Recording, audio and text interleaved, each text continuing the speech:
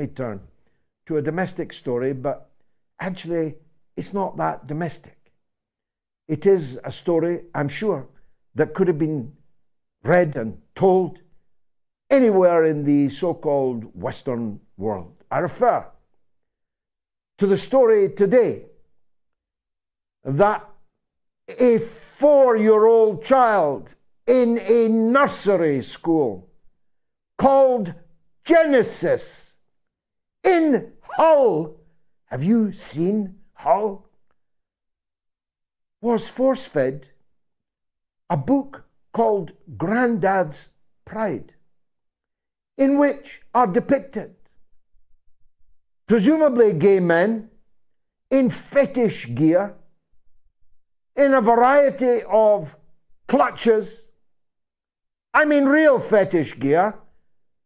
I mean bondage gear for 4-year-olds or less in a nursery in England. Now, I know that Labour pioneered all this stuff, but Britain is supposed to have a conservative government. Indeed, has had one for the last 13 years. And yet this keeps on happening. In secondary schools, in primary schools, and now in nursery schools. Now, what I'm about to say has absolutely nothing to do with the fact that Grandad is gay. I have nothing against gay people. This program would not be coming out tonight but for my gay friends that produce it. I'm talking about the sexualization of small children. I have an interest. I declare it. I am a father of 6 children, 5 of them young children. And my eldest child has 5 young children of her own. So my children are in the school system. My children go to a Roman Catholic school. Thank God. Thank God that the church has some means of defending our children against this premature sexualization. And I pray that they, from the Pope downwards, continue to resist these rising tides of toxicity that are poisoning our young people with sexual matters many years before they are emotionally, intellectually, morally ready to receive the messages that they will in time receive and make their own judgments. Now, Grandad's Pride was written by the recipient of the Waterstones Book Prize. It is published by Schuster, one of the world's biggest publishing houses.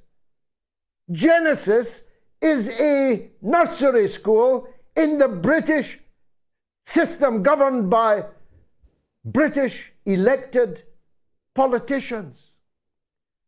And yet, these small children were exposed in this book to illustrations of girls who'd had their breasts removed with visible scars, top trans scars, they call them. Men in the aforementioned suits, clothing, sexual clothing. Gay men don't walk around at work or down to Sainsbury's dressed in fetish gear. They wear it for sex. Good. Lovely. I like people who dress up for sex privately. Not to frighten the horses. Not to confuse the children.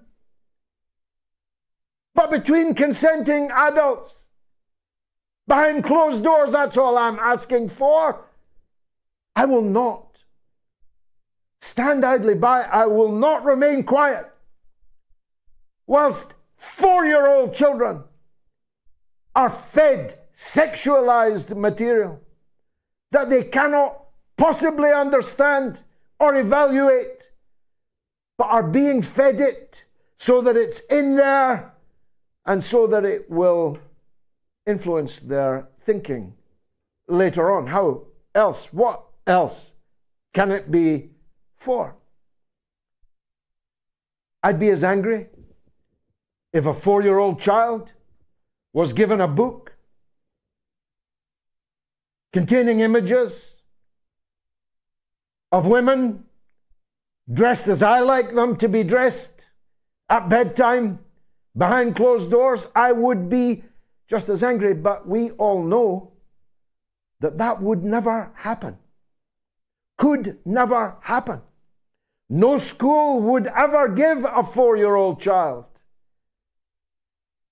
images of women in black stockings and high heels.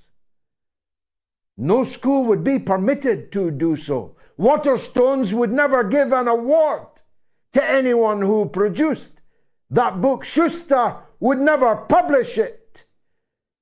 And the big bookstores would not be giving it the house room that Granddad's pride has just got. I'll be right back. I told you, this is the mother of all talk shows.